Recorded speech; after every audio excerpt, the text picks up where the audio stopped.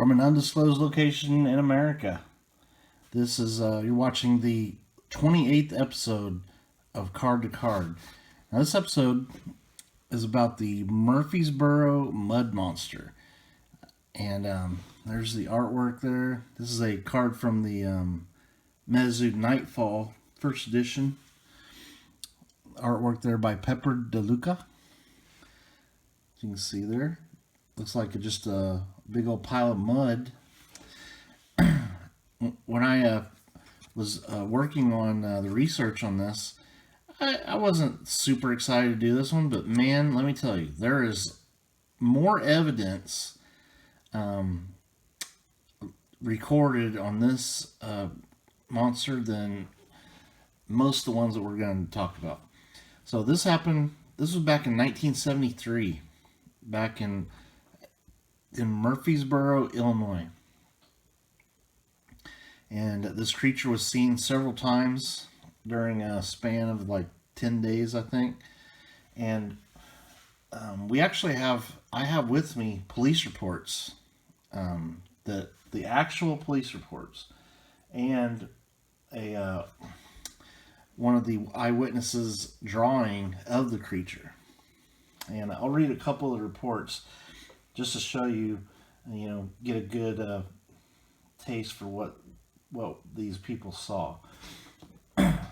So the first report, this is from June 26, 1973, about at approximately 10:12 p.m. They received a phone call from Mrs. Harry Ray, and stating that her daughter and her daughter's boyfriend had just seen a large creature in the field behind their residence. So the officers were dispatched to the scene, and upon arrival, the officers were met by Cheryl Ray and Randy Creeth, and they gave the following account of which had occurred.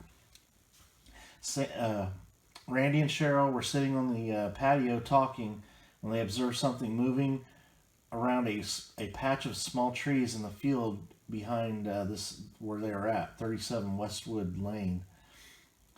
So both Randy and Cheryl watched and observed a large creature walk out of the patch of trees near the edge of the yard and then turn around and walk back into the field.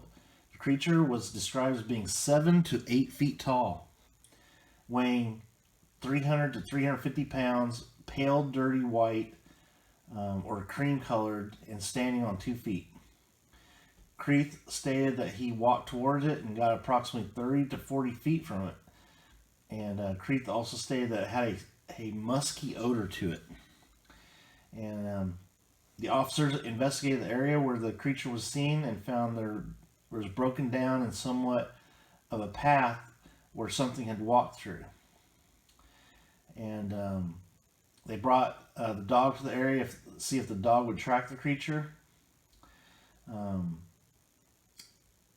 This dog was actually trained to attack, search buildings. This was a trained dog. The dog was led to the area where the creature was last seen. The dog began tracking down the hill where the creature was reported to have gone. And the dog started down the hill. It kept stopping and sniffing at a slime substance in the weeds. And they put some of the slime on the fingers, rubbed it, and it had a black coloring to it. And each time the dog found some of it, the dog would hesitate. The creature was tracked down the hill to a pond, around the pond to a wooded area south of the point where the dog attempted to pull them down a steep embankment. So basically, the dog was able to track this creature, and like a lot of these types of creatures, I think this was kind of like a Bigfoot. And I'll show you. Actually, Cheryl Ray, we have a picture of what Cheryl Ray drew. This is the daughter that had the boyfriend there. So here, again, viewer discretion is advised. But this is the actual drawing by Cheryl Ray. It's kind of hard to see there. but that is the actual drawing. As you can see, definitely kind of not the greatest rendition, but you can definitely see that it's not a bear. It's more of a humanoid type creature, and that tells me that this is a Bigfoot type creature. And we'll go to another police report. So this next police report, this was from, let's see. Okay, here we go. This was a few days before, on at again pretty close to the same time, 9:59 p.m. June 19th. Oh, this was 1976. This was actually 3 years after that. Mr. Ray Kells called the Murphysboro Police Department to speak with police officers referencing a creature her son and two friends had just seen. And the parents were there whenever the officer was there talking to the kids. Officers were advised by the parents that the children had seen a large creature behind number 25 Westwood Lane, so along that same street, standing next to the woods. The parents stated that they were hesitant in calling, but their children's actions convinced them that they had actually seen something. Officers were led to the area where the sighting had taken place. Officers searched the wooded area just south of where the sighting was made. They were unable to find any tracks, but did locate an area approximately 100 yards into the woods where several large rocks had recently been turned over. And then I believe they talked to the first boy, Ricky Wells, age 10. Ricky said that he and his two friends were playing wiffle ball when he went to look for a foul ball that was hit between two houses. As he was walking down the hill, he observed a large creature approximately 7 to 8 feet tall standing next to the woods. Ricky hollered at the other boys, and they also observed it. They then ran home to tell their parents. Ricky described it being approximately 7 to 8 feet tall, had what appeared as large ears, and appeared to be gray in color. The creature was described to be covered with hair and did not move when being observed. Ricky said that as they were running away, it apparently entered the woods, and they could hear a loud thumping noise. So one of the other boys, this was David Taylor, he was 11. He said that they were looking for wiffle ball. Ricky screamed and pointed toward the woods. When he looked, he observed a large creature standing next to the woods. David said when they ran home to tell their parents, he said it was about 7 feet tall, gray in color, and it appeared to have large ears or lumps on its head. He said that it made a loud thumping noise on the ground as it left. And so all these different police reports that were taken in around this time, very similar. This creature was 7 to 8 feet tall, had a very strong odor, as mentioned in several of them, and there's no pictures, but it's just the eyewitnesses' drawings of this creature.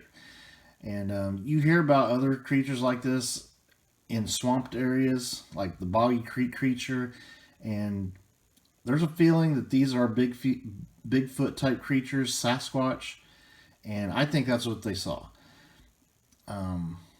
Really cool story. A lot of evidence.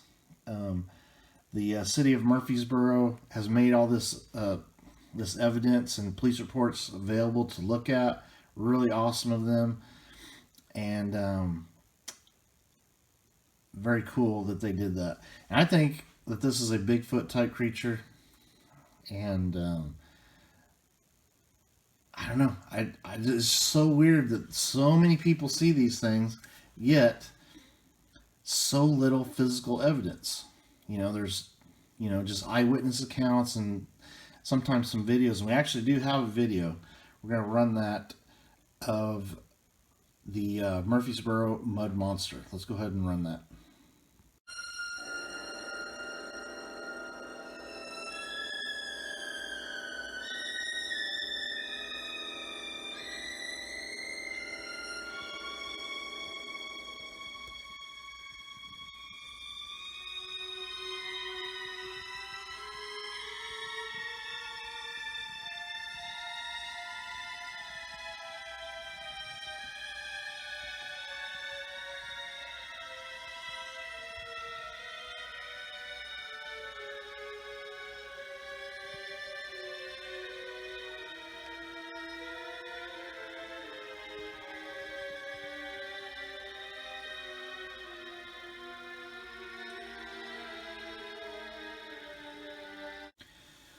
Okay, so from what I'm seeing, that creature did not look like it was 7 or 8 feet tall, but it definitely was hairy and had a gait like a man.